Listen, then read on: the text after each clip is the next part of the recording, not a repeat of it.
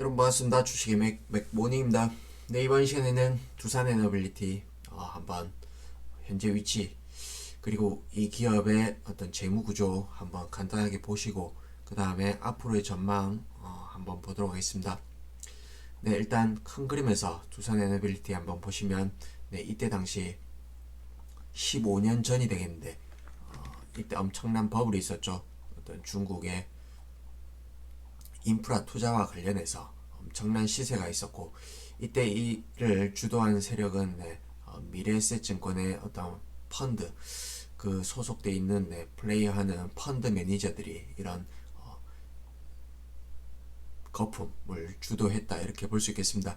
그럼 황당하게도 이때는 어떤 그때 올라갈 수밖에 없는 그런 논리에 대해서 이쪽 한쪽으로 어떤 극심한 쏠림 현상과 함께 이렇게 배팅했는데 결국엔 버블이었죠. 버블이었고 이후에 어떤 경기 사이클이 내리막을 타면서 자연스럽게 어떤 과도한 부채를 감당하지 못하고 이렇게 주가가 기업이 쇠락의 길을 걸었는데 이 부분은 사실 주가 수준으로 보면 70분의 1 토막이 났죠.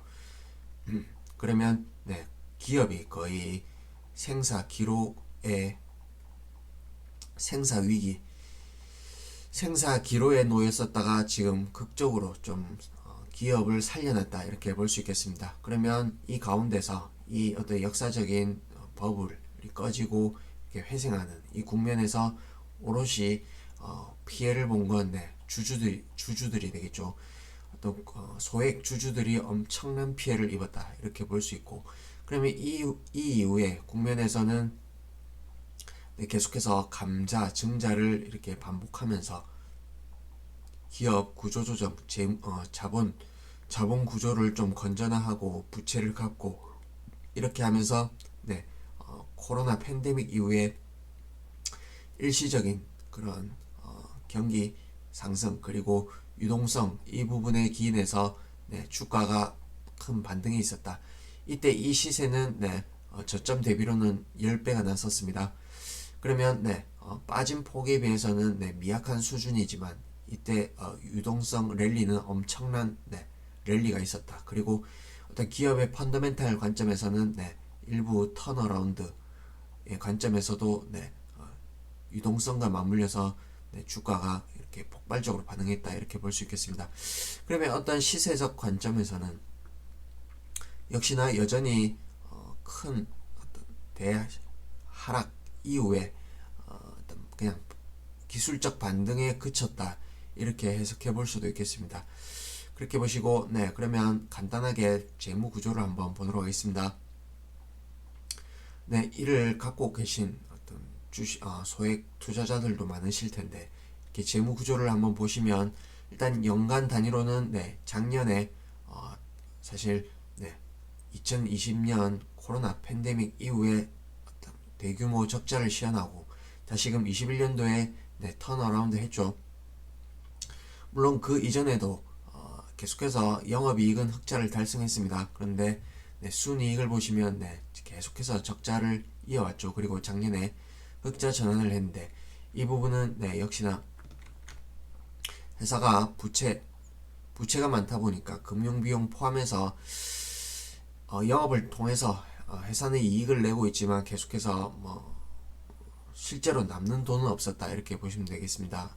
기타 어떤 부대 비용이 많이 발생함에 따라서 주주가 가져가는 실제의 몫은 마이너스였다 이렇게 볼 수 있고 특히나 올해 작년에는 이렇게 또 이익을 크게 내었지만 분기 단위로 올해 실적을 보시면 역시나 분기 단위로는 이익을 내고 있죠. 근데 또 2분기 기준으로는 순이익이 적자가 났다 이렇게 볼 수 있고 그리고 지금 현재 3분기, 4분기 올해 지금 남았는데 3분기 실적 발표는 아직 안 됐죠. 근데 여기 보시면 전망치 자체가 이렇게 컨센이 나와 있지 않습니다. 이 부분은 사실 이익 추정을 하기가 조금 증권사도 추정치를 못 낼 만큼 좀 사업의 전망 그 다음에 이익 추정이 조금 불확실한 면이 있다. 이 부분을 반영한 게 아닌가 이렇게 판단되어집니다.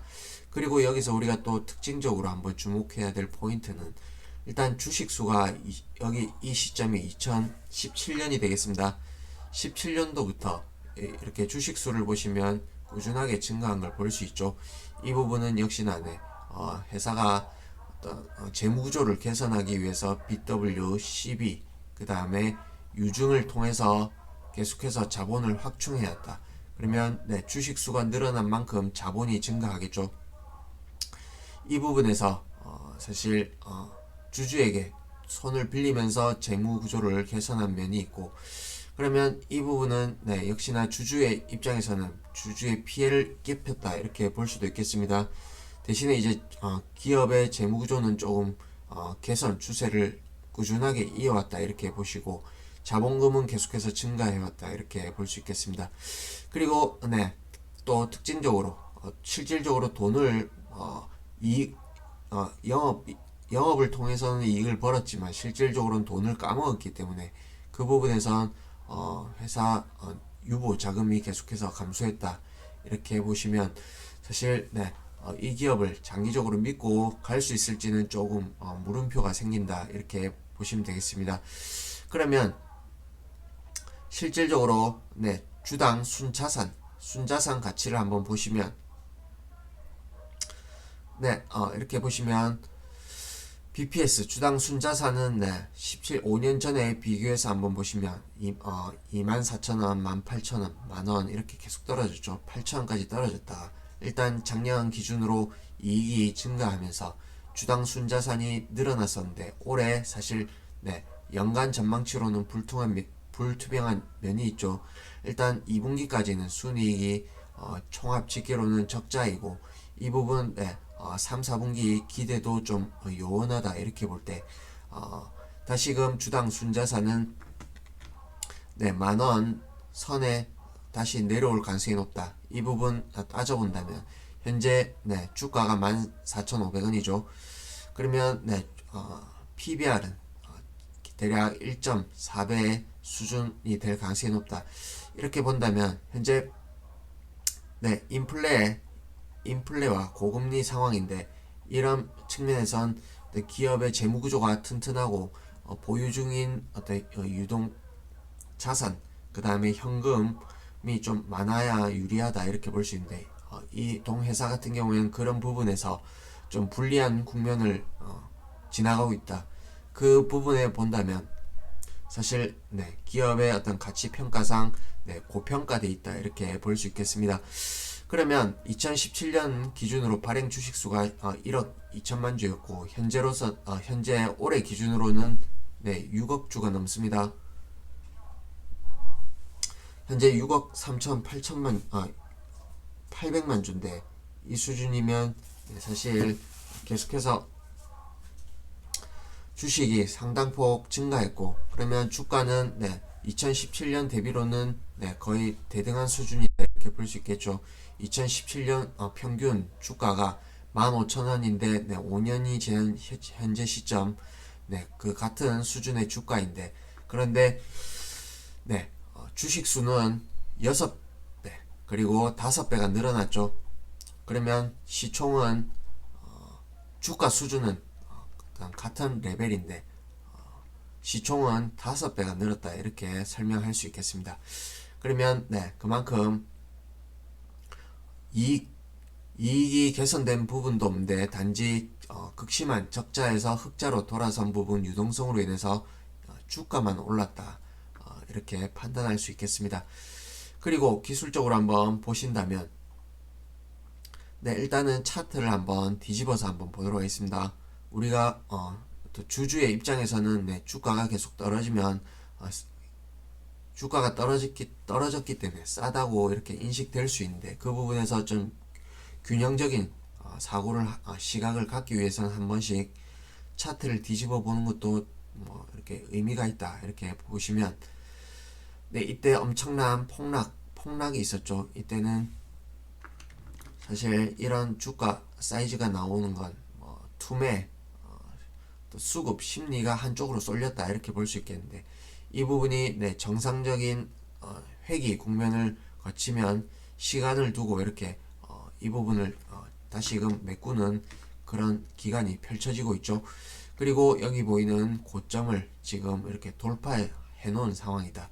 그래서 계속해서 이 구간 리레이팅 시작됐던 그 디레이팅이 시작됐던 이 부분까지는 이 목표치를 두고 계속해서 네, 올라올 가능성이 높다. 이렇게 차트를 뒤집어 보면 이렇게 해석해 볼 수 있고, 이게 내려오더라도 네, 겹겹이 지지선들이 있죠. 그래서 계속해서 저점 매수, 눌림목 매수를 이렇게 타진해 볼 수 있는 그런 차트의 모습이다. 이렇게 보시고, 그럼 다시 본래대로 차트를 이렇게 돌려놓으면 반대로 반등 시 이렇게 매도를 해야 되는 그런 주식이다. 이렇게 차트상 해석이 가능하고, 그리고 계속해서 네, 유증, 그리고 CB 발행, BW 계속해서 네, 주식시장에 주식이 공급되죠. 우리가 재작년에 네, 엄청난 버블을 일으킨 대표적인 시장이 IPO, 기업 공개 이쪽 시장이 되겠습니다. 그때 엄청난 버블과 함께 신규 상장을 했지만 네, 수많은 주주들이 피해를 입고 고점 대비 80% 네, 육박하는 그런 하락률을 보이고 있죠. 그런 관점에서 본다면 이 기업 마찬가지로 5년에 걸쳐서 주식수가 5억 주가 늘어난 네, 대표적으로 네, 물타기가 계속된 주식 중에 하나라고 보시면 되겠습니다. 그런 관점에서는 네, 반등 시 좀 물량을 줄이는 게 좀 유리하지 않나 이렇게 판단되어지고, 역시나 최근에도 대주주가 이렇게 지분을 팔았죠. 그리고 네, 주가를 띄워놓고 유증을 하고, 또 유증을 연초에도 한번 했죠. 이렇게 계속해서 소액주주에게 피해를 끼치는 그런 회사 운영을 하고 있다. 이 부분에서 장투 내지는 물타기는 바람직하지 않은 회사이다. 이렇게 개인적으로 판단을 해보고, 그리고 주가 수준을 한번 보신다면 네, 종합지수가 지금 현재 5년 이평선, 10년 이평선 그 밑단을 밑돌고 있죠. 그런데 네, 현재 두산 에너빌리티 보시면 네, 10년 이평선은 밑에 두고 있습니다. 근데 5년 이평선은 위로 두고 있죠. 그 부분은 네, 우리가 5년 전에 비해서 사실 재무구조가 개선되었다 이렇게 판단하기는 어렵습니다. 아까 재무제표를 보셨지만, 다만 네, 기업이 네, 무너질 수 있는 그런 위기에서는 네, 탈피했다 이렇게 판단할 수 있고, 그 부분에서 네, 유동성으로 주가가 슈팅이 있었다가 다시금 정상 가치를 찾아오는 국면에 있다 이렇게 해석할 수 있고, 그리고 우리가 기업이 어떤 회생 절차 그리고 턴어라운드에 성공했다 이 부분의 어떤 수급 그리고 기술적으로 볼 수 있는 포인트는 이때가 되겠습니다. 이 시점을 한번 보신다면 2020년 팬데믹 이후에 이때 수급이 들어온 이 위치가 되겠는데, 이때 대량 거래와 함께 장대 양봉 그리고 5년 이평선을 돌파하는 이 주가의 위치는 대략 만원선이 되겠습니다. 여전히 이 라인은 의미가 있겠다. 지지를 받을 가능성이 높다. 이렇게 보여지고, 네, 다시금 기업이 어떤 쇠락의 길로 가지 않는다는 그런 전제를 깐다면 이 만원선은 강력한 지지선 역할을 할 가능성이 높다. 다만 전체 시장 평균과 비교했을 때 이 기업이 현재 위치 시장 평균 대비 우위 요소가 있나 이 부분에서는 조금 의문스럽다. 그런 관점에서는 주가가 일부 반등이 있더라도 계속해서 하방 압력을 받을 가능성이 높다. 공매도의 어떤 매도 압력을 받을 가능성이 높다. 이렇게 판단되어집니다. 그래서 기술적으로 보신다면 네, 반등 시 좀 비중을 줄여 가는 게 좀 적절하지 않나 이렇게 말씀드리고, 그리고 계속해서 어떤 하락의 목표치는 네, 가격을 설정해 드린다면 네, 만원에서 12,000원 이 수준의 네, 상당 기간 주가가 머물 가능성이 높겠다 이렇게 말씀드리고, 그리고 네, 박스를 설정해 드린다면 네, 반등이 오되 상단은 이 라인이 되겠습니다. 이 라인의 수준이 되고, 그 다음에 계속해서 하방 압력을 받으면서 만원선까지 중기적으로는 밀릴 가능성이 높지 않나 이렇게 말씀드립니다. 그리고 이 이후에는 이 어떤 가격 채널에서 계속해서 움직일 가능성이 높다. 이후에는 또 기업의 어떤 개선 상황 그리고 사업 이런 부분을 좀 면밀히 봐야 된다 이렇게 말씀드립니다. 그리고 우리가 매물대를 통해서 한번 기업을 한번 보시면 이러한 모양이 나오죠. 최근에 상당한 매물을 쌓았다 이렇게 볼 수 있는데 이때 최고의 어떤 슈팅을 벌이면서 이때 상당한 개인들이 물렸고 그 다음에 이때도 마찬가지로 올라갔지만 슈팅이 나왔지만 대량 거래가 터지죠.